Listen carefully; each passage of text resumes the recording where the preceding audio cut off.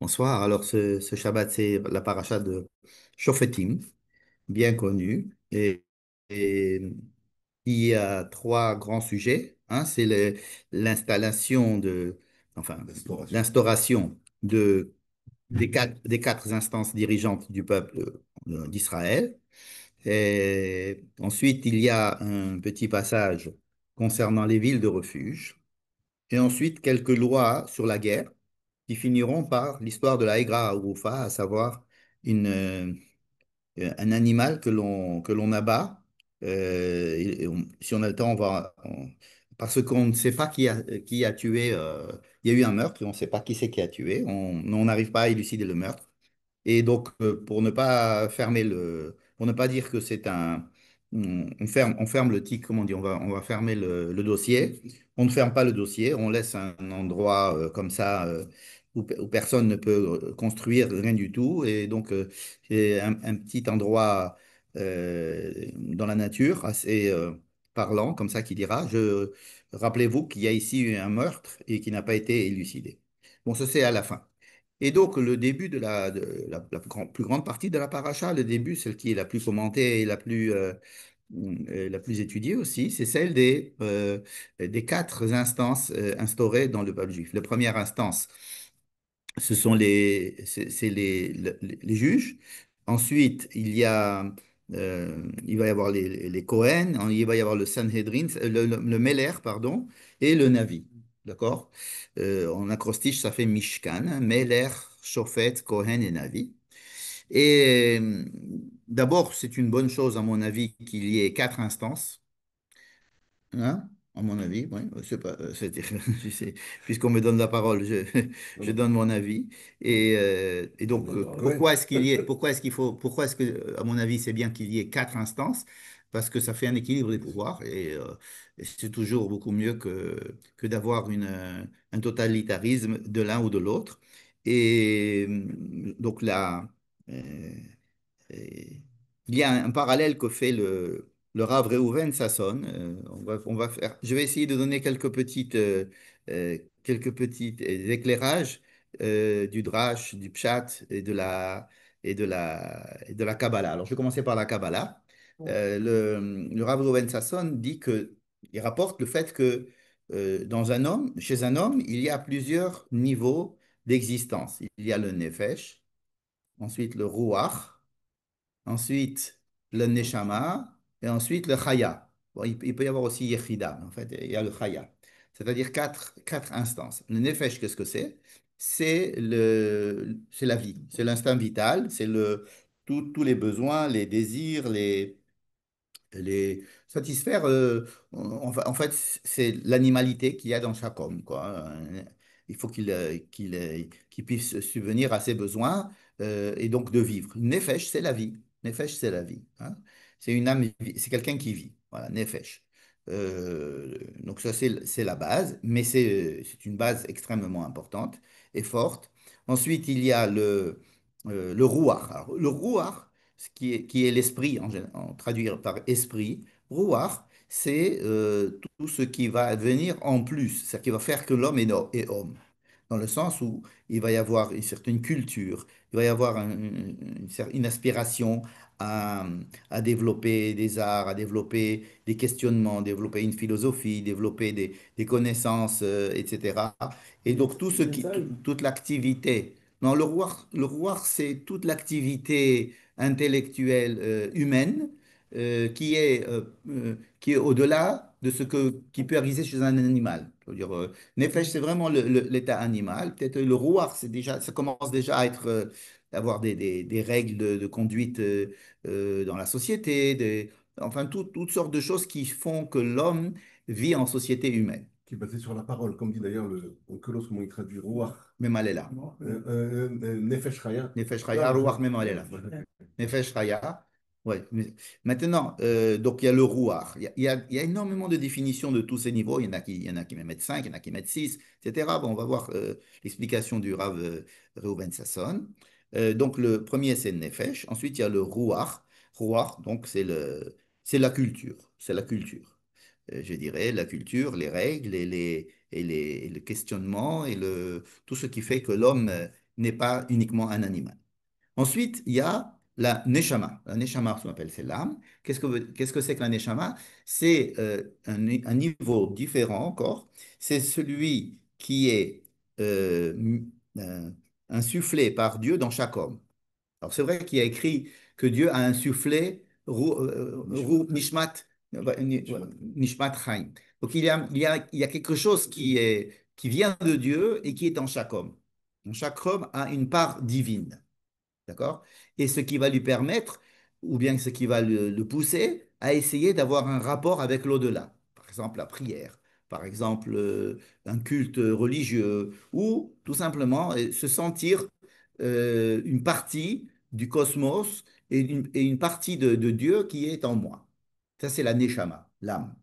Et cette neshama, en général, on dit qu'elle n'est pas, elle est évidemment dans le corps, mais elle peut très bien exister aussi sans que le corps n'existe. D'accord? Elle existait avant que le corps existe, elle existe avec le corps, et elle peut exister après que le corps existe. Comme l'instinct de Avodazara, il est dans les chamas aussi. L'instinct de Avodazara, il peut C'est une être dans recherche le... spirituelle. oh oui, C'est-à-dire, l'instinct, c'est-à-dire la volonté de faire une Avodazara, oui, ça vient de la Neshama, c'est-à-dire vouloir se relier à quelque chose de transcendantal. transcendant. Et il y a la dernière qui est la Chaya. Alors la Chaya, c'est plutôt ce qui vient d'en haut et qui entoure chaque être humain. Hein, le Or Makif, c'est-à-dire quelque chose qui viendrait d'en haut, qui vient de Dieu cette fois-ci, et qui protège l'homme ou qui a, disons, qui a pour lui une certaine idée ou une certaine fonction. D'accord? Ça, c'est Dieu qui aurait envers chaque homme une intention. C'est-à-dire, il a créé l'homme pour pour que cet homme-là puisse être ce qu'il voudrait qu'il soit. C'est en rapport avec le roi HaKodesh. Non, non. Je dirais que c'est quelque chose qui vient, c'est hors makif. Oui, Pour c'est simplifier, pris. Bon, disons ça que c'est pris. Neshama, c'est le hors pnimi, c'est quelque chose qui est en moi, qui voudrait se relier à quelque chose d'élevé. Et la chaya, c'est quelque chose d'élevé qui se relie à moi. Le travail, c'est qu'il y ait une adéquation entre la neshama et le chaya. Alors, il faut qu'il y ait une adéquation entre tout. Ouais. Évidemment, il faut qu'il y ait une adéquation entre tous les niveaux, mais il est important de les identifier et de ne pas croire que lorsque l'on a identifié l'une, alors La cerner on a tous. l'homme dans sa poche. Alors, l'homme, chaque homme peut ne pas ressentir qu'il a en lui ces quatre niveaux, bien qu'ils existent. Et une recherche de ces quatre niveaux peut l'enrichir, c'est-à-dire voir qu'il a plusieurs registres à l'intérieur de lui. Donc le Nefesh, Ruach, Neshama et Chaya. Yerida, c'est quoi? Alors, Yechida, c'est le Kotso Shel Yud. Alors, si tu poses, moi je voulais pas en parler, mais disons que ces quatre niveaux, ils sont Ah, comparés aussi c'est au tétragramme, Yud Ke Vav Ke. Yud Ke Vav Ke, donc ils sont. Et alors, on dit que la Yechida, c'est quelque chose qui rattache l'homme c'est quelque chose d'extérieur à ce monde que l'on peut détailler, que l'on peut classifier, où l'on peut mettre des registres, quelque chose qui le tient par en haut, comme un petit fil invisible qui le tient par en haut à l'existence. Alors ça, c'est le Kutso Shel Yod, c'est-à-dire quand on écrit le nom de Dieu, il y a Yud, Ke, Vav, Ke. Alors le Yud, c'est un tout petit trait, un tout petit point, mais au-dessus, il a un petit spitz. Alors c'est ce spitz-là, la Chaya. Hein. C'est quelque chose qui... mais effectivement, tant qu'on n'étudie pas la Kabbalah et en profondeur, ce sont des choses qui sont abstraites. Et c'était pas le but de du fait que je les ai détaillées, mais parce que Rav Reuven Sasson il dit que de la même manière que dans le corps, que dans la personne, il y a ces quatre niveaux, dans le peuple juif, il y a aussi ces quatre niveaux. Ça veut dire que l'injonction de créer ces quatre instances vient du fait qu'un peuple, le peuple d'Israël, s'il doit être bari, saint, complet, il doit avoir ces quatre registres-là. Alors, le premier registre, c'est celui du Meler. Alors, c'est pas chronologique ouais. dans la Torah. Le Meler, Ah, ouais. Le Meler, c'est-à-dire celui qui s'occupe des choses basiques, c'est-à-dire de la politique, des choses. Il s'occupe dans le peuple de procurer au peuple. C'est-à-dire, le Meller, c'est pas forcément un roi, c'est tout système politique qui gère la société, qui doit gérer Bien. l'alimentation, qui doit gérer la sécurité, qui doit gérer le bon fonctionnement, etc., des besoins minimaux de la société. Donc ça, c'est le Meller. C'est comme ça définit le Meller. Encore une fois, le Meller, à cette époque-là, c'était résumé par le roi, mais il y a aucune interdiction à penser que le roi, le Meller, c'est l'instance dirigeante, tout simplement. Et ça peut être un gouvernement, ça peut être une assemblée, ça peut être toutes sortes de choses. Et on tire cet enseignement du fait qu'il y a écrit Ve'asima alay melech kechol hagoyim asher sevivotai. C'est-à-dire, si un jour tu as envie de nommer un roi comme tous les peuples qui t'entourent, c'est-à-dire en fonction de la situation politique ou du fonctionnement des sociétés à ton époque autour de toi, tu voudrais faire pareil. Donc, on suppose que si autour de moi il y a des rois, ben, je voudrais mettre un roi. Mais si autour de moi il y a d'autres systèmes qui seront proposés, alors c'est pas mal de prendre le moins mauvais et de se l'adapter. Et on appellerait ça quand même Meler, Malchut. D'accord? Donc, Malchut correspond au Nefesh. Et c'est bien que ce soit la dernière sphira, c'est-à-dire la chose sur laquelle on se repose on construit, on peut construire une société, il faut qu'il y ait des dirigeants, il faut qu'il y ait un système qui dirige et qui organise un petit peu la société. Mais c'est tout. Mais c'est tout. Bon. Ensuite, je parlerai des connexions entre les différents. Mais donc, le deuxième, c'est le rouar. Alors, qu'est-ce que c'est que le rouar? Le rouar, on a dit, pour un homme, ça serait donc amener de la culture. J'ai dit la culture, ça peut être les lois, ça peut être du contenu, un petit contenu culturel, spirituel, quelque chose qui puisse donner du sens un petit peu à la société. Et là, ça correspond au shoftim. Shoftim, c'est-à-dire que les shoftim ils doivent enseigner, par exemple, la loi ou la Torah. Donc ça correspondrait un petit peu à la Torah, si vous voulez, en gros, ou aux shoftim qui viennent enseigner, mettre non seulement de l'ordre, parce qu'il faut qu'il y ait des feux rouges pour pas qu'il y ait d'accident, mais ça ferait partie plutôt du Meller. Par contre, donner du sens et un sens à la manière dont on va organiser la société, plutôt avec cette loi-là qu'avec cette loi-là, donner une culture particulière à cette société-là. Donc ça, c'est le shofetim. Shofetim et les shoterim, c'est-à-dire les gens qui sont là pour mettre cela en pratique ou en place. Donc ça, c'est le deuxième, Shoftim Veshotrim. Troisième, on avait dit, c'était la Neshama. Alors l'âme, c'est le Navi, le Kohen, pardon. Le Kohen représente l'âme de la société, à savoir, il représente ce qui, chez l'homme, voudrait se rapprocher du plus haut. Donc, c'est lui qui va représenter, par exemple, le peuple au niveau du Beth Amikdash. C'est lui qui va rentrer le jour de Kippour prier pour tout le peuple. C'est lui qui a des vêtements particuliers et qui représente l'homme idéal, c'est-à-dire qui donne qui inspire les gens et qui représente l'âme, le côté spirituel du peuple. D'accord? C'est assez logique. Ensuite, le dernier, on a dit c'est la chaya qui est de chez la personne, c'est-à-dire le hor makif. Dieu est autour de chaque homme et il attend de lui quelque chose. Donc et il le protège et il a une intention pour lui, n'est-ce pas? Comme des parents peuvent avoir ils élèvent leurs enfants, mais ils ont une aspiration pour lui. Ils voudraient le mener vers quelque chose. C'est-à-dire ils le protègent et ils ont une présence autour de lui qui fait il se sent pas tout seul dans le monde. D'accord? Donc ça, c'est la chaya. Donc cette chose qui vient de l'extérieur de Dieu vers l'homme, c'est la prophétie, névoie. D'accord? Donc, ça correspond assez bien, ces quatre niveaux. Alors, évidemment que chaque niveau a ses avantages et ses inconvénients. Par exemple, le roi, il a énormément d'intérêt si ça fonctionne bien, mais évidemment, s'il prend son pouvoir et qu'il en fait mauvais usage, ou bien qui se détache complètement du rouar, par exemple. Alors, on lui demande d'avoir un Sefer Torah d'écrire un Sefer Torah à lui pour se rappeler qu'il doit être rattaché quand même au Ruach. C'est-à-dire que même le Meler, c'est-à-dire que le Nefesh doit être rattaché au Ruach. Les Shoftim aussi, ils doivent être assujettis aux lois de la Torah et ils doivent être aussi conscients de la société et de l'état de la société. C'est-à-dire que chaque pouvoir doit avoir conscience des autres pouvoirs. Le pouvoir le plus énigmatique, c'est celui du Ouais. Navi, le prophète.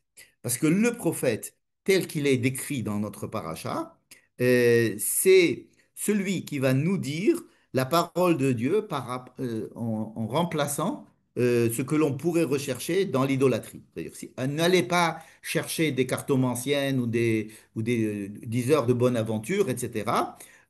Si vous avez vraiment besoin qu'on vous dise des choses d'en haut et que vous ayez des informations de l'au-delà, alors je vous enverrai des prophètes. Donc dans ce cas-là, les prophètes, ce sont des gens qui viennent apporter la parole de Dieu. N'est-ce pas? On a vu la semaine dernière les dangers et les avatars de ce genre de position. Mais lorsque l'on s'aperçoit, lorsque l'on lit les prophètes dans la Bible, on se rend compte qu'il y a effectivement des prophètes qui annoncent la parole de Dieu, mais en gros, c'est pas tellement pour dire ce qu'il va arriver, mais pour dire ce qui pourrait arriver si on continuait comme ça. C'est-à-dire pour être des éclaireurs de conscience, pour des gens qui empêchent de tourner en rond. Alors, ils vont s'adresser des fois au roi en lui disant, écoute, ta politique n'est pas bonne. Ou alors, ils vont s'adresser directement au peuple en prenant des places comme ça, en se mettant au-dessus d'une stèle en arguant la Oui. foule en essayant de remettre les gens sur le droit chemin, en rappelant qu'ils sont en train ils ont oublié l'orphelin et la veuve et le lévi, et donc de ramener certaines morales à l'intérieur de la société. Et ils commenceront toujours par dire Dieu m'a dit que les prophètes, hein. Même ils vont faire de la morale, ils vont leur dire, vous êtes en train de, de casser la société avec avec soit parce que vous cherchez la richesse au détriment des pauvres, soit parce que vous faites de la shritout, c'est-à-dire vous êtes mécréant dans tous les domaines moraux, etc. Bon, et ils disent, c'est la parole de Dieu. Donc la parole de Dieu vient les ramener sur le droit chemin. C'est ce que l'on sait des prophètes qui sont dans la Bible, n'est-ce pas? Alors, il n'y a plus de prophètes depuis un certain temps, depuis à peu près l'époque de Purim, de Esther Amalka, depuis le deuxième temple.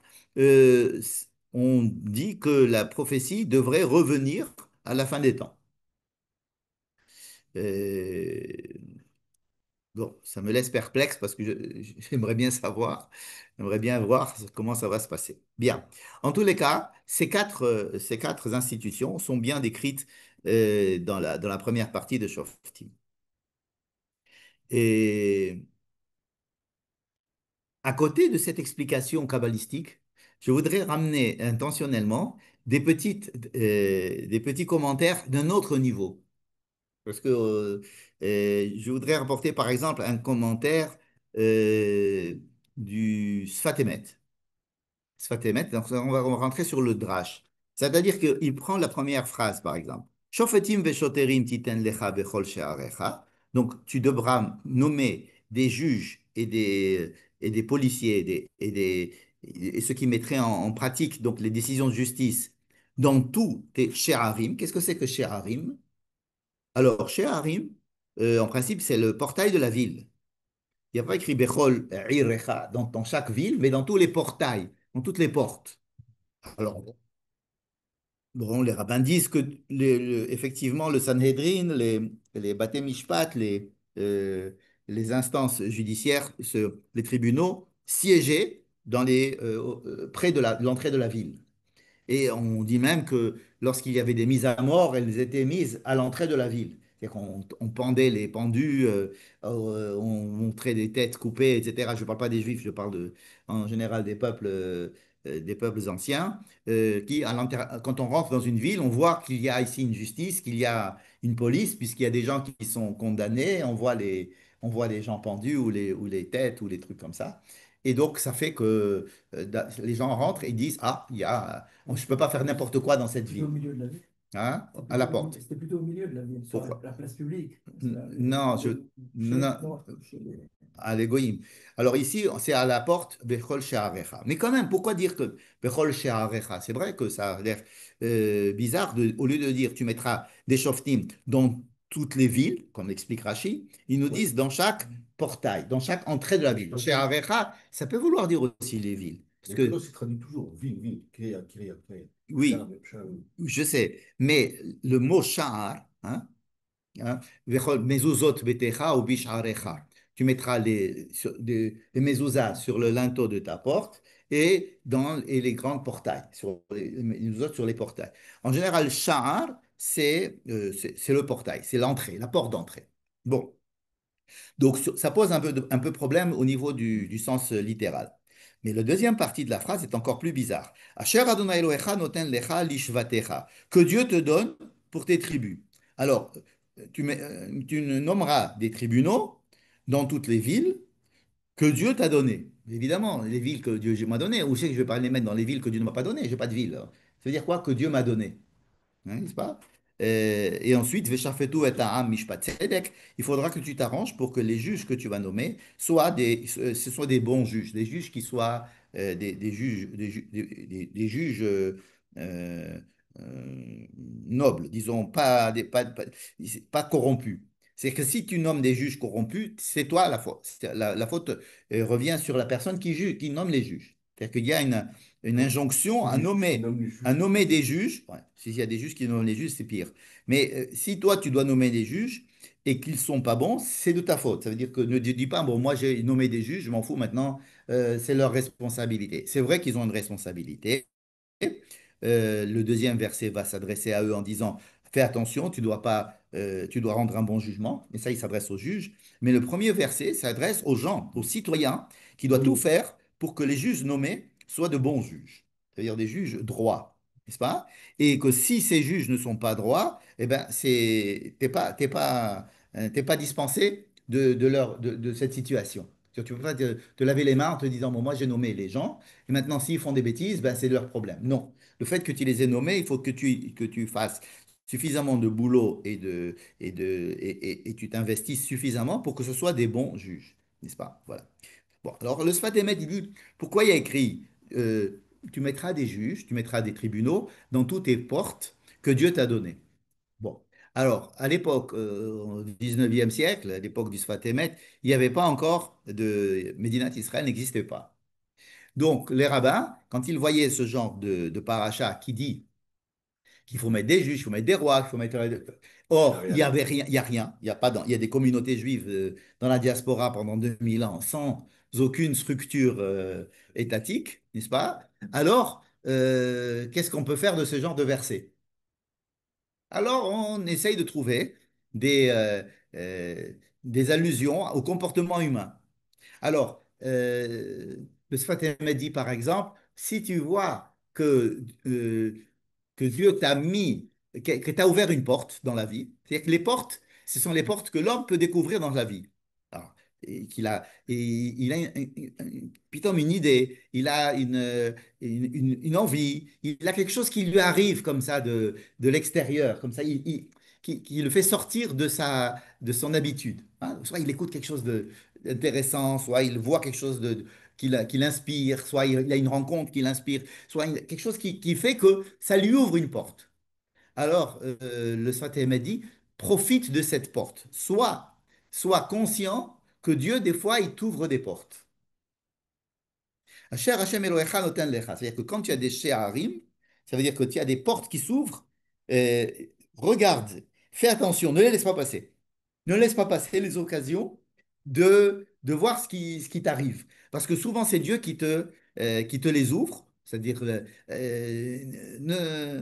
ce sont des isdamnouyot, comme on dit. Hein. Alors, des occasions à ne pas manquer. Et donc, profite-en.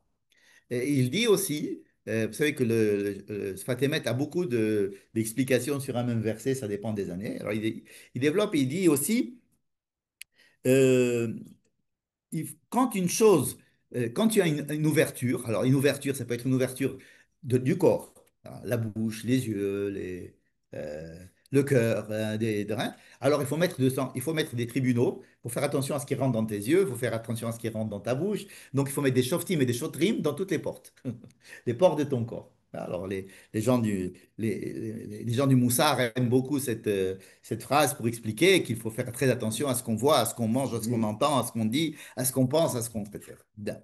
Et puis, dernière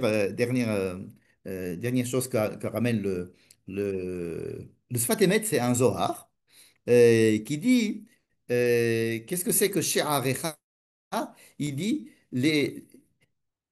chaque homme, il a une hash'ara, on dit en hébreu.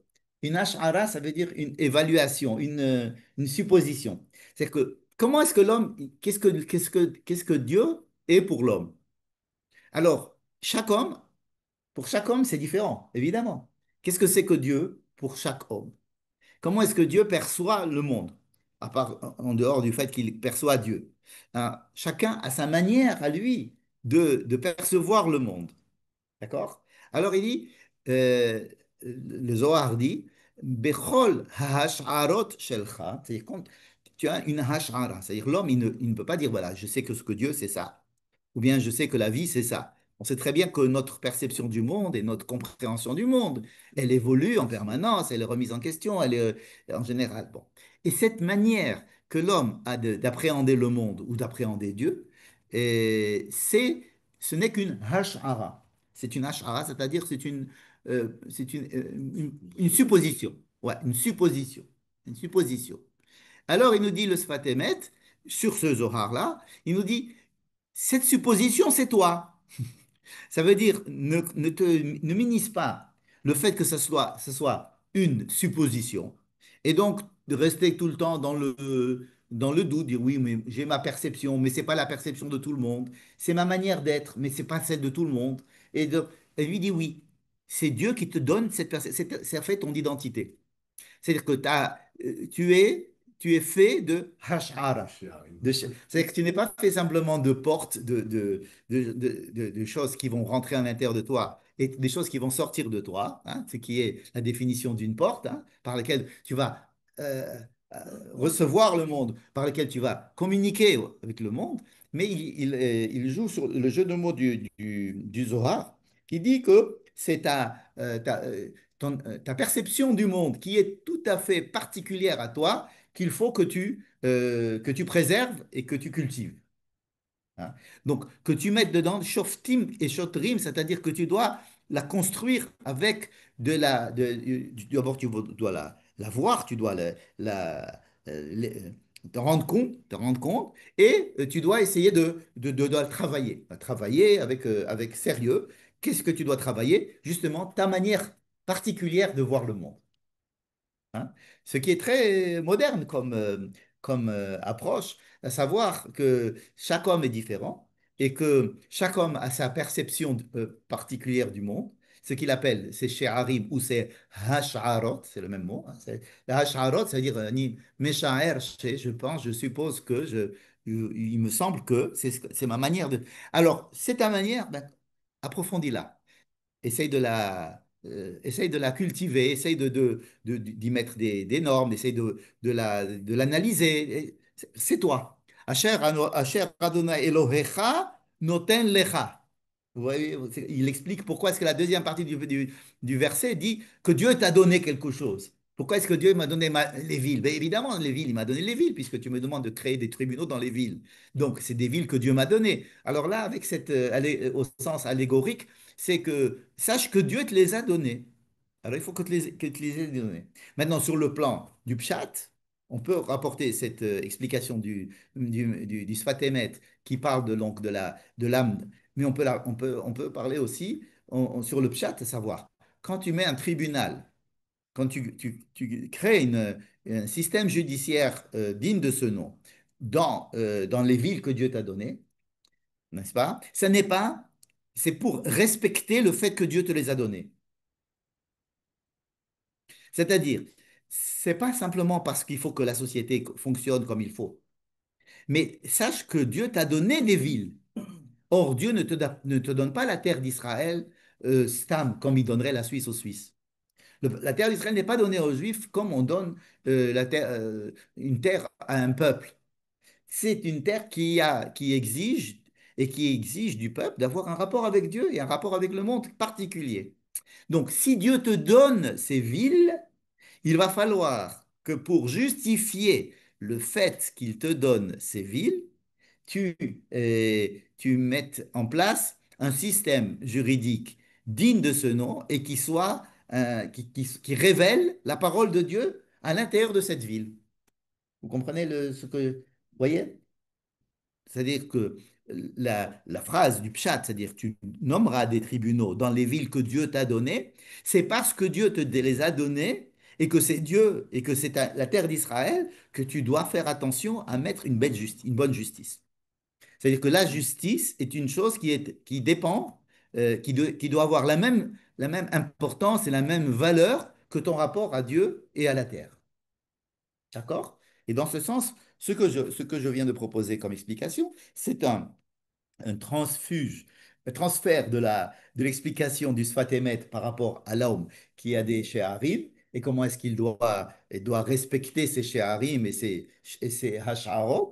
Eh bien, nous aussi, nous devons respecter le cadeau qui nous est fait d'avoir la terre d'Israël et les villes que l'on a en Israël, mais on doit le respecter en ayant une justice digne de ce nom. Et nous sommes responsables donc de la justice et de la droiture des juges parce que notre présence dans ces villes dépend de ça. Pas parce que la ville va être détruite s'il y a pas s'il y a une anarchie, mais c'est parce que notre rapport à la terre dépend de notre rapport moral, de notre rapport moral à la terre, aux gens. Et donc la ville nous est donnée si on a une bonne justice, et la ville pourrait nous être reprise si on n'a pas une bonne justice. Michel, je ne veux pas du tout rentrer dans l'histoire politique, mais comment sont été nommés les juges On ne sait pas comment c'est nommé les juges. C'est très, c'est laissé à l'appréciation. Tout ce qui est, par exemple, Som Tassim Alecha Meler pour le roi, non plus, on ne sait pas qui va nommer le roi. Hmm. Hein. Euh, Shofetim Veshotrim Titen Lecha, à qui il s'adresse? Est-ce qu'il s'adresse à une société déjà formée avec des instances qui se sentent responsables de nommer des juges? Ou alors, l'injonction, c'est ce qui semble être le pshat, l'injonction est une injonction à chaque citoyen. C'est-à-dire chaque citoyen doit se sentir responsable de faire nommer des juges. Après, comment ça va se passer? Alors, étant donné que nous avons déjà la responsabilité, alors après, à toi de faire de telle sorte que ça se passe. En fait, le roi, dans le texte, il y a des conditions très précises pour nommer le roi, qui doit être, qui ne doit pas être. Mais après, il est nommé par des voix, finalement. Donc, il n'est pas nommé par des voix. Bah, Hein. Et Shmuel, Il y a des fois, voix. il Il y a a des, choisi Shaoul, il a choisi David. oui, mais c'est pas parce que chez moi, elle a choisi Saül et David que tous les rois doivent Oui, être donc nommés par, oui, après, c'est une oh, oh, clochette. oui, mais c'est pas défini comme ça. C'est pas le Navi qui C'est va. pas défini comme ça dans le texte, mais t'as c'est comme ça que ça s'est Ça s'est passé. passé avec Saül et David, c'est vrai. Mais ce n'est pas dans le texte. Ce n'est pas dans le texte. Donc, qui c'est qui va faire qu'on va nommer ce roi-là? Quel maréchette de roi? C'est qu'il y a une grande liberté d'action qui est laissée au libre choix et à la libre organisation de la société elle-même. Ce qui est, ce, ce qui est assez intéressant, c'est-à-dire que la Torah ne s'occupe que de me mettre la responsabilité sur la tête. C'est tout. C'est-à-dire, tu ne peux pas aller dormir tranquillement tant qu'il n'y a pas de juge dans ta vie. Tu ne peux pas faire Rosh Katan, dire bon, bon. C'est-à-dire, il faut que tu fasses tout pour qu'il y ait ici du CEDER, il faut qu'il y ait quelqu'un qui dirige, il faut qu'il y ait des juges, il faut qu'il y ait... Et puis même ces juges doivent être des bons juges, etc. Alors, le Cohen et le Navi, ça, on ne doit pas les nommer. Ils ont été nommés par Dieu. une fois pour toutes, ça on va voir tout à l'heure. Ils ont été nommés. Donc le Cohen et le Navi, c'est Dieu qui les et qui est censé, le Navi évidemment par définition, c'est Dieu qui s'adresse à lui, et le Cohen, ils sont nommés de père en fils, si j'ose dire, ou bien dans la tribu de Lévi. Mais le Shofet et le Meler, eux, ils sont sur la responsabilité de chaque citoyen. C'est-à-dire que le fait que des citoyens fassent la révolution pour essayer de changer, pour couper la tête au roi parce qu'il n'est pas bon, ou bien essayer de changer, de manifester parce que le gouvernement ne leur semble pas probe, euh, c'est une injonction de la Torah. Tu dois tout faire pour que les instances soient de la plus grande probité possible. Et donc, la responsabilité faite, donnée à chaque homme était extrêmement importante. Tout système qui était imposé à l'époque, des systèmes du genre Hammurabi, toutes les lois qui étaient dans tous les systèmes, c'était des systèmes qui minimisaient au maximum le rôle des citoyens. C'est-à-dire, le roi prend le pouvoir, et ensuite, il va donner les lois, et les lois, c'est d'être des bons vassaux, des bons vassals ou vassaux? Vassaux. Un vassal des vassaux, peut-être. En tous les cas, il y Un a vassal et un autre vassal. un vassal Et et un notre autre vassal. vassal. Non, c'est-à-dire qu'il y a donc tout système que l'on connaît dans tous les peuples qui ont émergé jusqu'à présent, ce sont enfin, sauf à l'époque tout à fait moderne, il y a 300 ans, depuis les révolutions, etc., depuis les révolutions françaises, etc. Ce sont des gens qui prennent le pouvoir, qui imposent le pouvoir, et puis c'est fini. Tandis que là, le pouvoir vient par en bas. C'est-à-dire, on donne la responsabilité aux gens qu'il y ait un bon pouvoir, de choisir un bon pouvoir.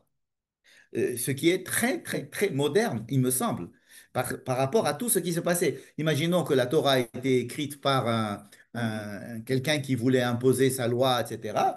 Il aurait jamais dit ça. Il aurait dit suivez mon commandement, suivez mes conseils, etc. Je suis le truc, je nommerai les meilleures personnes qu'il faudrait pour eux. Et alors là, pas du tout.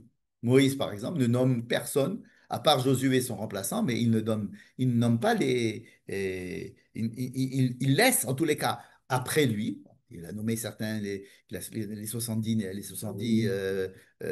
Zekenim, il a fait les Saré Alafim, Saré Meot, Saré Hamishim. Mais après lui, il dit, c'est votre responsabilité. Ça, je pense que c'est très moderne. Mais jusqu'à Shmuel, ils ne nomment personne. C'est-à-dire, ils arrivent à vivre Ish, sans toute cette Ish kol מערכת. hayashar Ah, be'enav. bien assez. Ken, en melech be'Israël, Ish kol hayashar be'enav. Bien assez. Mais pourquoi il y a une marloquette sur le fait d'ici Asima Alay Meler? Si tu dis Asima Alay Meler, alors Som Asima Alay Meler. Il y a une Mais marloquette. il y a des marloquettes en disant, il y en a, c'est si tu le dis, tu peux le faire, mais tu n'es pas obligé de le dire. Oui. A priori, tu es obligé. On veut cette maréchette. On veut une maréchette qui est basée sur un pouvoir Comme politique, tu dis, c'est une marque. juridique. Pourquoi est-ce qu'on dit qu'il y a une marloquette? La marloquette, elle vient surtout du fait que lorsque Shmuel Anavi, lorsque le peuple est venu lui demander de nommer un roi, Avec des il ambiguïtés. était extrêmement Vexé. vexé. Il a dit, mais vous n'avez qu'un seul roi, c'est Dieu. Et qu'est-ce qui l'a gêné? C'est qu'il voulait des rois parce que les autres avaient des rois. Bon. Et alors, s'est développée là une idée comme quoi les rois, c'est pas formidable parce que nous avons l'expérience des dictatures et que les rois, ça amène la guerre et ça amène le sang et ça amène la pauvreté. Bon.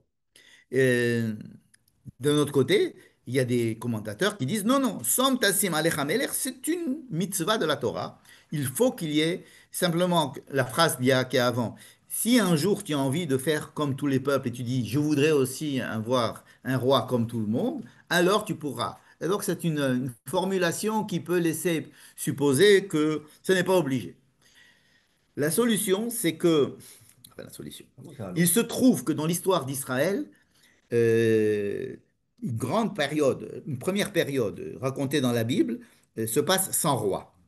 Et quand elle est décrite par les rois, par les gens qui ont, quand il y a eu des rois et qu'ils ont décrit cette situation, ils l'ont décrite comme une situation d'anarchie.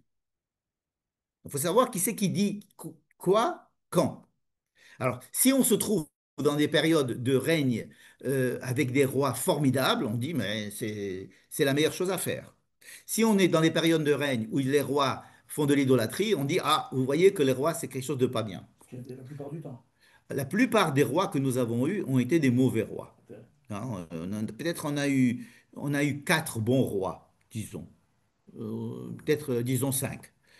Shaoul, on va le faire rentrer dedans parce qu'il est sympathique. Shaoul, David, Shlomo, donc sa première partie, disons le roi Salomon. Et ensuite, pas grand-chose. Il y a Hizkiyahu et Yoshiyahu. Yotam. Bon, ouais, je sais que tu as nommé ton fils Yotam, mais il y a des rois plus ou moins bons, mais enfin des rois qui sont suffisamment marchimimes, qui sont forts. Il n'y en a pas eu beaucoup. La plupart des rois ont été des rois qui ont été jugés comme étant mécréants. Maintenant, il y a une grande liberté de pensée, me semble-t-il, dans ces textes qu'il faut préserver, parce que l'histoire juive est tellement riche, complexe, différente, et, et les marlocotes ne manquent pas, que il me semble que, je vais te dire, le principal enseignement que j'ai de cette paracha, c'est la responsabilité qui est mise sur les épaules de la personne en lui disant, tu peux pas tu peux pas t'en foutre de ce qui se passe dans l'organisation de la ville. Ça, pour moi, c'est le principal enseignement. Maintenant, comment ça va se passer? Qu'est-ce qui va se passer? Euh, ça dépend. La Torah ne nous donne pas des règles pour nous conduire dans la vie complètement. C'est pas vrai. C'est le Shulchan Arour qui a pris la personne à son lever et qui a commencé à lui dire, voilà, tu dois faire ça, ça, ça, ça, ça, ça, ça jusqu'au coucher. C'est-à-dire qu'il va le légiférer. La Torah, elle est beaucoup moins restrictive. Elle donne des directions, elle donne des lois comme ça, des principes, et ensuite, ça permet au peuple de s'adapter, d'adapter ce qui est dit, et ce qui fait que le peuple juif, à mon avis, a pu perdurer tellement de temps, parce que justement, c'est assez flexible. On ne nous dit pas il faut qu'il y ait une démocratie, il faut qu'il y ait un royaume, il faut qu'il y ait un gouvernement, il faut que ce soit un tsar, il faut qu'il y ait une chouchelette. Il y a pas On nous dit fais ce que tu peux. Mais en tous les cas, il faut que des principes importants soient respectés. La justice, il ne faut pas que le roi ait trop de ça, et trop de ça, et trop de ça, et qu'il faut qu'il soit relié un petit peu à la justice, etc. Donc, ce sont des principes Tu généraux. penses que le Shulchan c'était une erreur? Il fallait pas... Non, non, Chas v'Shalom, je ne dirais pas que le Shulchan Aruch c'était une erreur. Je dis que S'adapter la au galoute c'était une contexte. erreur. Oui, Mais étant donné que nous étions dans une galoute qui a fait que nous étions complètement perdus, on a besoin. on avait besoin, bien sûr. Mais le Shulchan Aruch, c'est pas la Torah. D'accord? C'est une manière de vivre la Torah à une certaine époque parce que c'était indispensable pour le peuple juif d'avoir des lois très strictes pour savoir comment est-ce qu'il se comportait, étant donné qu'il était en dehors de sa terre. Et qu'il n'y a que sur sa terre qui peut non, c'est comme, enfin, le Shulchan Aruch, c'est comme des fleurs artificielles, quoi. Alors que la terre d'Israël, c'est une vraie plante qui est mise. Et donc, il faut pousser sur la terre et puis voir qu'est-ce qui pousse, etc. Donc, ça prend du temps. Hein, on vient d'être planté. Mais c'est une vie euh, foisonnante qu'on attend du peuple d'Israël sur sa terre d'Israël. N'est-ce pas? Comme un arbre qui vit, qui va dans tous les sens, qui donne des fleurs et des fruits, etc. Tandis que la vie en rousse l'arrête, c'est une conservation, ou bien, disons, un petit arbuste qu'on a mis dans un pot, sous une cloche, pour essayer de le préserver le plus possible. Mais c'est pas un arbre qui se développe sur sa terre. Bon, ceci étant, je voulais donc donner une explication du Zohar, rapporté par et le Drash, et aussi un petit peu sur le Pshat. Maintenant, je vais rapporter un enseignement à propos de encore de cette partie-là, un enseignement du Rav Tamir Granot que j'ai déjà transmis il y a quelques années sur le fait que lorsque l'on parle des Kohanim, d'accord? On va parler ici des Kohanim. On ne parle pas des Kohanim, on parle des Kohen Lévi. Vous vous rappelez, on avait parlé de ça. Et donc, le fait que l'on parle de Lo yehye la Kohanim alviim. Alors, on va parler dans le livre de Devarim, et uniquement dans le livre de Devarim, des Cohen Lévi, c'est-à-dire des Lévi Cohen. Alors que dans les autres livres de la Torah, c'est-à-dire Bamidbar surtout, Vaikra aussi et Shemot, on va parler des Kohanim Bene Aharon. N'est-ce pas? C'est-à-dire que les Cohen, dans les livres de Shemot, Vaikra, Bamidbar, qui est Cohen? C'est Aharon, frère de Moïse, qui vient de la tribu de Lévi, ses enfants et leur descendance. C'est tout. Ce sont ça, eux, les Cohen. Et donc, on va les appeler les Kohanim Bene Aaron. Pourquoi on les appelle Kohanim Bene Aaron? Parce qu'il y a des Kohanim qui ne sont pas Bene Aaron. Parce que s'il n'y avait que des Kohanim Bene Aaron, on les aurait appelés Kohanim. En général, on les appelle Kohanim. Oui, mais on les appelle les Kohanim Bene Aaron. À chaque fois qu'on parle des Kohanim Bene Aaron, il faut se dire pourquoi on dit Bene Aaron à Kohanim ou à Kohanim Bene Aaron. Pourquoi? Qui sont Kohanim, pas mère. Alors, voilà. Là, j'ai un Je passage. rappelle donc je rappelle donc l'enseignement que nous avons dit. Je ne vais pas revenir dessus parce qu'on l'a déjà enseigné, mais le Rav Tamir Granot propose cette chose qui est extrêmement révolutionnaire, qui dit que, en s'appuyant sur notre paracha, que les Kohanim, il n'y avait pas simplement les Kohanim Béné Aaron, mais Tribu de Lévi. tout personne, tout membre de la tribu de Lévi, alors pas quelqu'un en dehors de la tribu de Lévi, que de la tribu de Lévi, toute personne de la tribu de Lévi pouvait, s'il le désirait, devenir Cohen. Comment il faisait? Il, euh, il vient au temple et il dit, je veux devenir Cohen. Alors, d'où il sort ça? D'abord du fait qu'il y a des Kohanim à Lévi, on parle des Kohanim Lévi'im, alors qu'on parlait aussi des Kohanim Béné Aaron, et qu'il y a il y a une phrase qui, je vais vous la lire, dans le Révi'i, Vechi yavo ha-Lévi me'achad she'arecha. Si un Lévi vient d'une de tes villes, alors chez Arecha, encore la même chose, Mikol Israël. Donc on sait que les Lévis habitaient un petit peu partout en Israël. Ils avaient des villes, 42 villes de Lévi, n'est-ce pas? Ils n'avaient pas de territoire où ils étaient concentrés, mais ils étaient au contraire répartis dans tout le peuple, dans toute la terre, pour être des enseignants, pour que tous les Juifs puissent avoir des Lévis à côté, n'est-ce pas? Ces Lévis à côté étaient censés transmettre la loi. Et quand Moïse a écrit la loi, il va la donner aux Lévis. C'est écrit dans la Torah. Quand Moïse a écrit la Torah, pas les tables de la loi, mais le Sefer Torah, il a écrit des Sefer Torah, il les a donnés aux Lévis. Et les Lévis étaient censés être ceux qui enseignaient la loi et qui enseignaient donc à tout le peuple d'Israël. Le peuple d'Israël n'avait pas de Sefer Torah, en fait, au début. N'est-ce pas? Il n'y a que à la révolution de Ezra à Sopher, c'est-à-dire au deuxième temple, au début du deuxième temple, qu'il a commencé à avoir des Sefer Torah qui ont été écrits pour tout le monde. Ça a été démocratisé, les Sefer Torah. Bon. Mais à l'époque, c'était Lévi qui était porteur de la loi et transmetteur de la loi, donc il fallait qu'il y en ait un petit peu partout dans le territoire. Et donc le Passouk dit, si un Lévi quitte sa ville, Asher Ugar Shama, Uba Bechol Avat Nafsho, et il vient Bechol Avat Nafsho, il vient parce qu'il en a envie. El Amakom Asher Yivchar Adonai, il viendra dans l'endroit que Dieu aura choisi, du genre Jérusalem, n'est-ce pas? Vesheret Beshem Adonai Elohav. Il va, il va les charrettes, c'est-à-dire il va servir au temple au nom de Dieu. Kechol Echav Halviim Aomdim Sham, comme tous ses frères Lévi qui sont déjà là-bas. C'est-à-dire que même on les a même pas les Cohen Lévi, on les appelle les Lévi. C'est évident que ce sont tous des Lévi. Donc il y a, Et les Kohanim d'Aaron, alors des Kohanim et Aaron, ils sont là aussi. ils sont là aussi, on en parle pas. Ils sont là aussi probablement.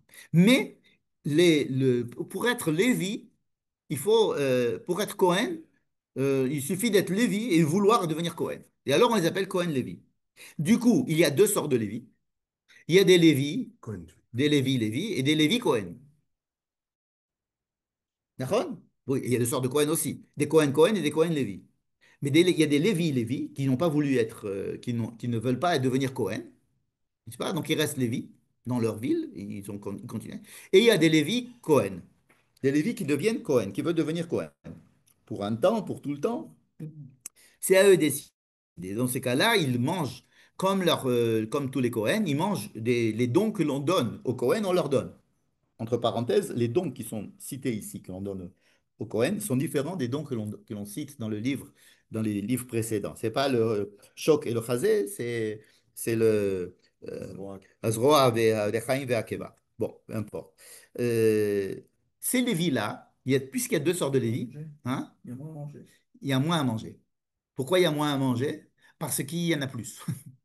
Étant donné qu'on ouvre la Keuna à tous les lévis, donc, les parts qu'ils mangent sont moindres. Alors, il est possible que les Cohen, fils d'Aaron, prennent les parties qui sont le choc et le chazé, deux parties de la bête qui sont importantes, et que les Lévi Cohen prennent une autre partie. Mais Donc, c'est différent parce qu'il y en a, ce que tu as dit, le chazé, le shok, c'est pour les kodashim, tandis que le zohar, les chaim, c'est pour les choulin aussi, alors, non? c'est ce que tu es en train de citer exactement la Mishnah, c'est-à-dire ce que les rabbins, comment les rabbins ont expliqué le fait qu'il y ait une différence entre les parties de la bête qui sont mangées d'après les livres de Vaikra Bamidbar et les parties de la bête qui sont mangées par les Kohanim dans le livre de Devarim. Et ils ont dit, ceci, c'est les Kodesh Kadashim, c'est-à-dire les parties de la bête que nous amenons au temple, et les autres, ce sont des bêtes que nous sacrifions en dehors du temple. Des choulines, c'est ce qu'on appelle choulines, n'est-ce pas? Parce que c'est pas précisé non plus que c'est dans le temps. Alors, le problème, c'est que ça s'appelle zévar. Ça s'appelle Zeva. Zévar. Or, il y a à peu Non. près 200 fois le mot zévar dans la Torah, et à chaque fois, zévar, c'est pour quelque chose qui est apporté au temple. D'un autre côté, David Ameller, quand il est chez le Rosh Chodesh, là, il est allé faire un Zevach Mishpacha à Bethléem. C'est vrai. C'était pas Yerushalayim, on appelle ça Zevach. C'est vrai, mais c'est pas dit dans la Torah, c'est dit D'accord. dans les Mélachim. D'accord. Enfin, Absolument. ouais. Maintenant, il y a donc une théorie qui dit que il est possible que, bon, vous savez qu'il y a eu deux périodes, il y a eu deux périodes. Il y a une période où tous les sacrifices devaient être faits au temple et uniquement au temple, et des périodes où les sacrifices étaient faits en dehors du temple. Chacun faisait son sacrifice. Mais sacrifice pas crouline. Sacrifice, C'est pas bon. c'est des bamotes, c'est-à-dire on prenait un autel et on faisait un sacrifice. Et donc, à ce moment-là, on avait besoin d'avoir des Lévis, des Lévis Cohen, parce qu'il en faut un petit peu partout. D'ailleurs, Pessel Michaï va utiliser des Lévis. Et Et Shmuel, dont tu parlais tout à l'heure, Shmuel Hanavi, le prophète Shmuel, Samuel, il est né, il est né de parents pas Cohen. Il est probable qu'ils étaient Lévis, d'après ce qui est écrit dans l'Ivrei Hayamim. Et, euh, et pourtant, il a été offert par sa mère en tant que Cohen. Il va servir à côté de Élie au temple en tant que Cohen. Voilà un exemple de Lévi qui va être Cohen, C'est pas sur ça qu'on se repose, mais c'est un exemple. Qui va être aussi chauffette et aussi Il va être en plus de ma vie. d'un autre côté, les Kohanim sont également les vignes. En fait, il aurait peut-être essayé, on aurait pu Oui, essayer d'expliquer pourquoi des fois les Kohanim sont appelés Kohanim et des fois sont appelés Lévim. Il y a certainement des bonheurs. De même que le peuple d'Israël, des fois il est appelé Kahal, des fois il est appelé Aïda, des fois il est appelé Am, des fois... et à chaque fois c'est dans un contexte qui est légèrement différent. oui, c'est vrai. On pourrait peut-être l'expliquer. Oui, mais pourquoi que dans le livre de Devarim, ils sont appelés Cohen Ça fait Lévi? partie de Cohen quelque chose à Lévi, expliquer. d'accord. Et maintenant, si on voit les prérogatives des Cohen Lévi dans la paracha, par exemple, Vaïtsav Moshe Talviim Nosee Aaron Berit Hashem. Donc Moïse parle aux Lévis qui portaient le Aaron Berit Hashem. On sait très bien Ça, que les Lévis portaient c'était pas les Cohen qui portaient. Quand ils vont ils traverser le traversent le Jourdain, Jourdain, c'est les c'est les Kohanim. Cohen. Mais là, c'est les Lévis. Et il va leur dire, la Koach et Sefer HaTorah hazeh, vesamtem oto mitzad Aaron Berit Hashem, Elohechem, vehaya sham becha le'ed.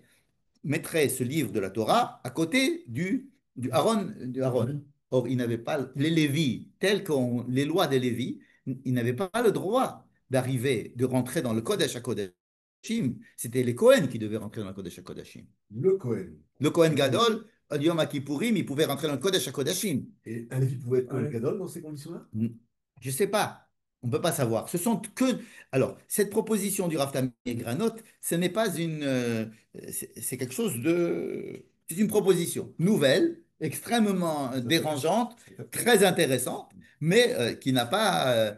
Qui ne fait pas loi, ni qui ne fait pas foi, qui n'a pas fait qui n'a pas. On ne peut pas reconstruire toute l'histoire à ce sujet. On ne peut pas savoir. On sait qu'il y a eu. C'est censé être leur filiation. On sait, par C'est exemple, censé être leur si donc vous voyez. c'est forcément Si vous voyez ce que Ben disent, Aaron. ce que dit Yecheskel, par exemple. Yecheskel, C'est l'identité. regardez Yecheskel. Yecheskel, c'est un prophète qui était entre les deux temples, n'est-ce pas? Il était Cohen. Il était Cohen. Kohanim alvim benet Tzadok. Alors, il y avait des Kohanim qui étaient fils de Tzadok. Alors, Asher shameru et mishmeret migdashi bitot bene Israël me'alai, hema ikrevu elai leshareteni. C'est-à-dire qu'il y a énormément de Kohen, mais Yechezkel, en ayant vu qu'il y avait beaucoup de Kohen qui avaient pris des directions un petit peu pas cachères, il dit il n'y a que les Kohanim de la lignée de Tzadok qui, à partir de maintenant, seront considérés comme des Kohanim.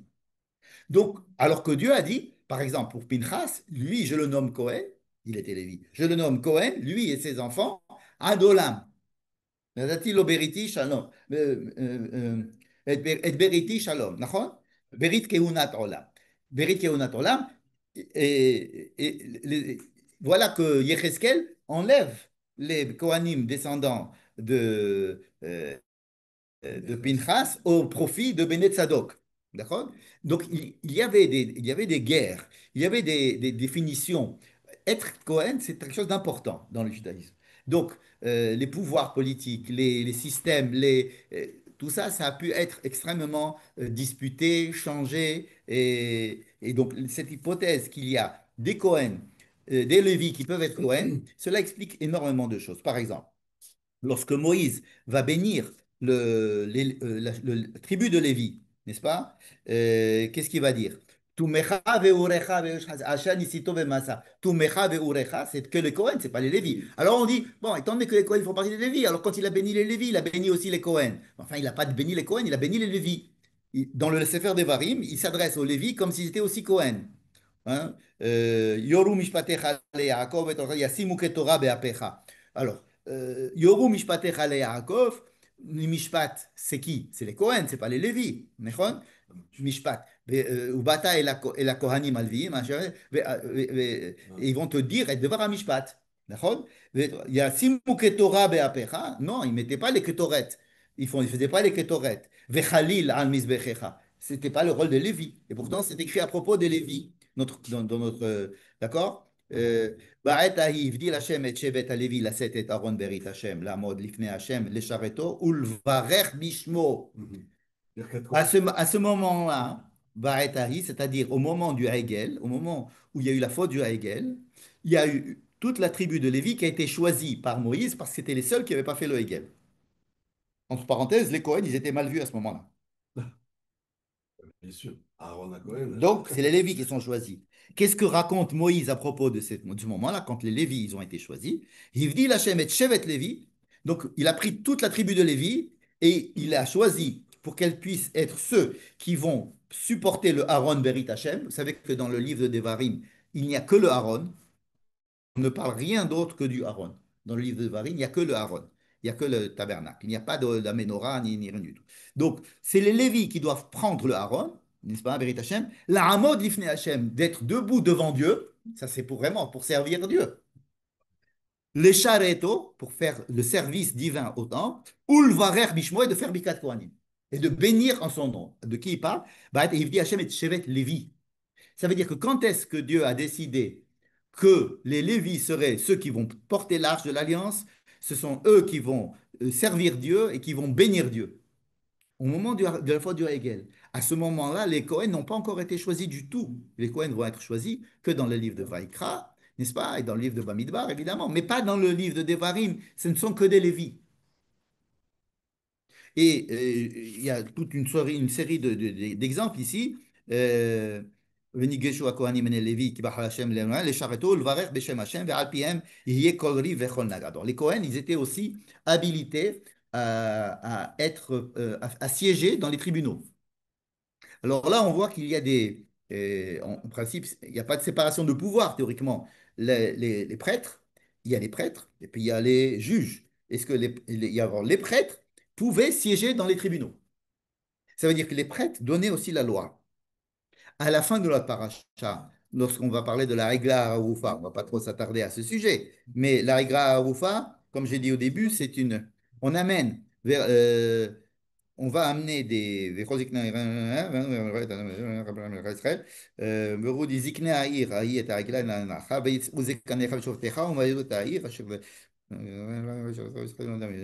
זקני העיר ההיא, עגלה בקר, אשר לא עובד בה, אשר לא נכונה, הורידו זקני העיר את העגלה, וניגשו הכהנים בני לוי.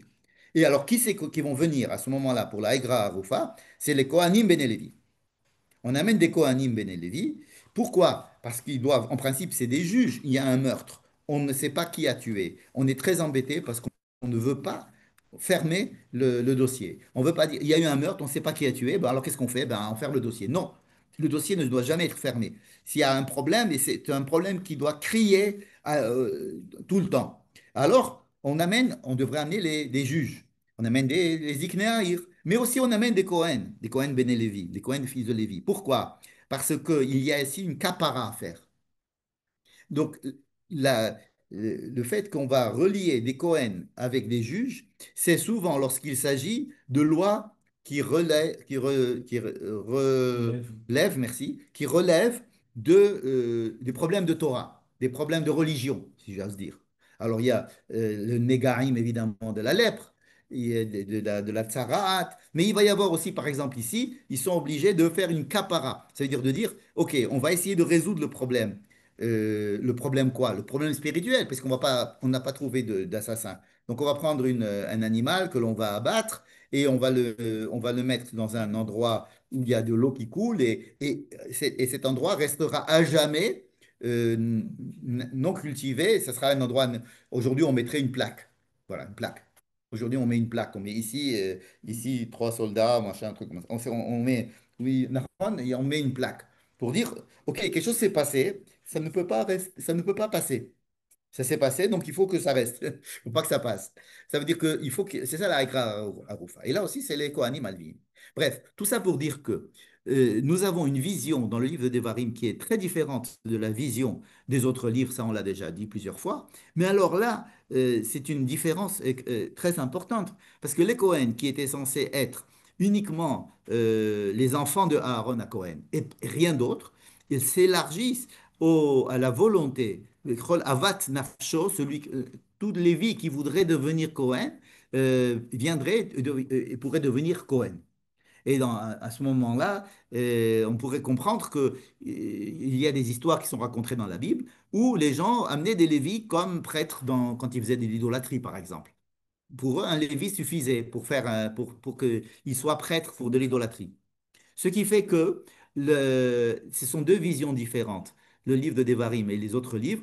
Et peut-être qu'ils s'adressent à des périodes différentes du peuple juif, en tous les cas à des aspects différents de la manière dont on conçoit la Torah conçoit le judaïsme et le fait que les Kohen puissent être volontaires à partir de Lévi. Mais ce qu'il faut bien comprendre, c'est que n'importe qui ne peut pas être Kohen. C'est-à-dire qu'il faut être vraiment Lévi. C'est-à-dire qu'il faut qu'il y ait eu un choix. Il faut d'abord faire partie de la famille des Lévi. Et à partir de ce moment-là, alors on peut devenir Cohen pour un temps. Cela interpelle beaucoup. Ça interpelle beaucoup cette explication du Rav Damir Granot. Ça résout beaucoup de problèmes, mais ça en pose encore beaucoup plus.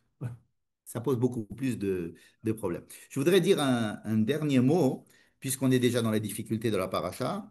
Tu voulais dire quelque chose? Non, mais je pensais, tu as parlé donc les Lévim, Ouais. c'était aussi les Shoftim.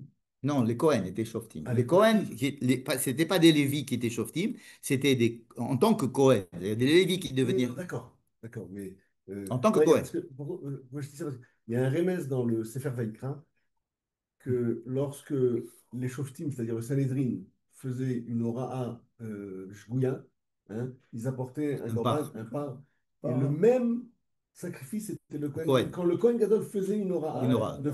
Il y a le Cohen et les et les Shoftim. Shofet, Nachon, et le C'est Sanhedrin. intéressant. Nachon, Et pourtant, ça date du Sefer Vaïkra, ça. absolument. C'est comme un remède comme ça qui préfigure.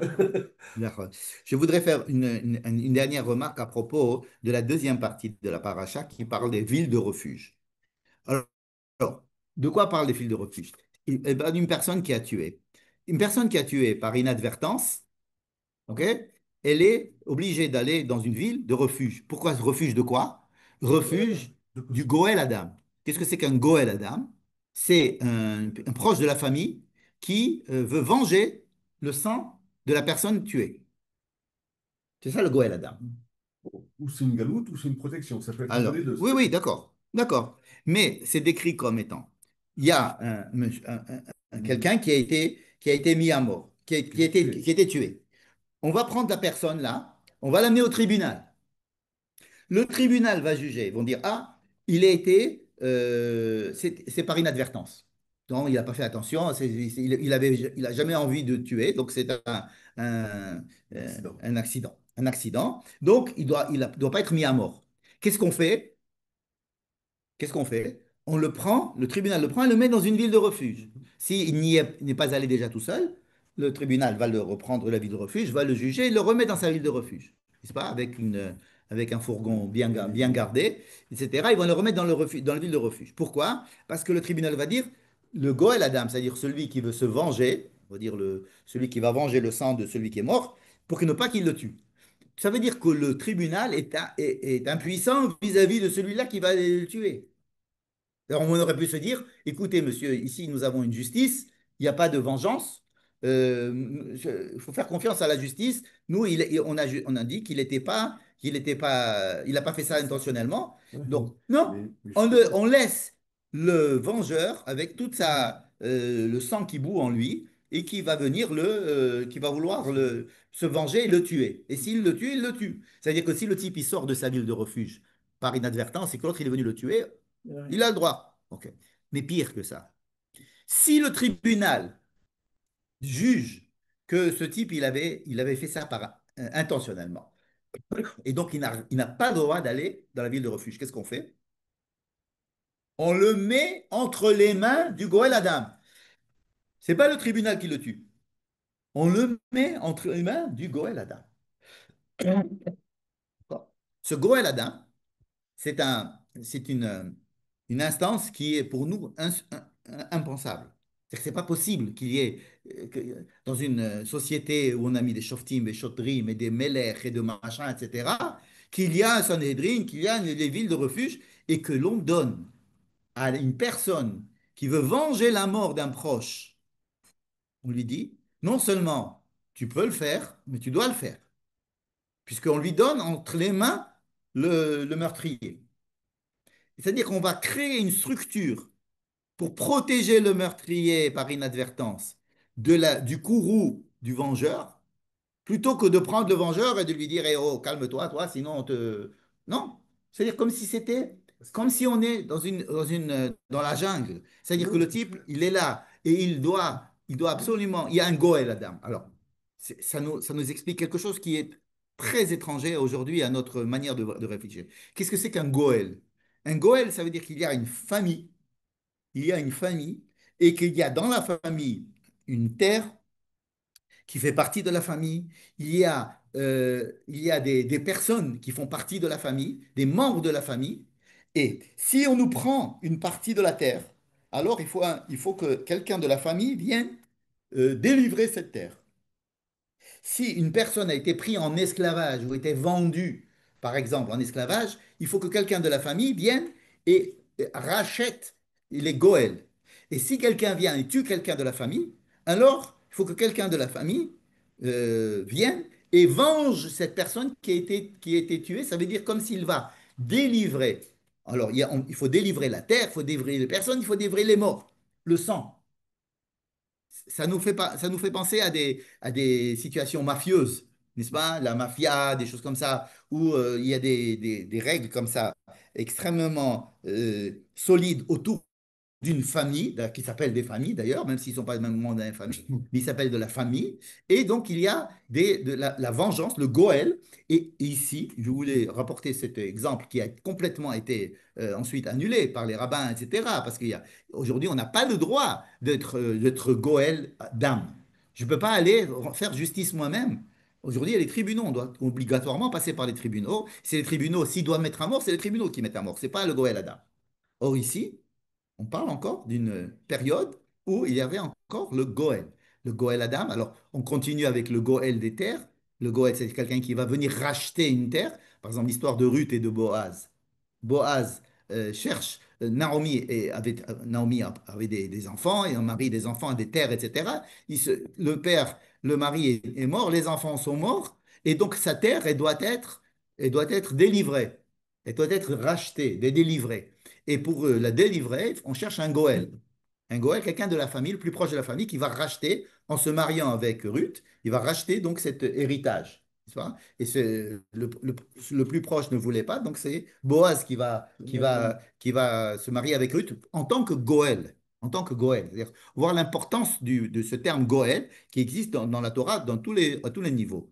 Goël Adam, il y a Goël de Karkaot et le Goël de Eved, d'un Eved, n'est-ce pas?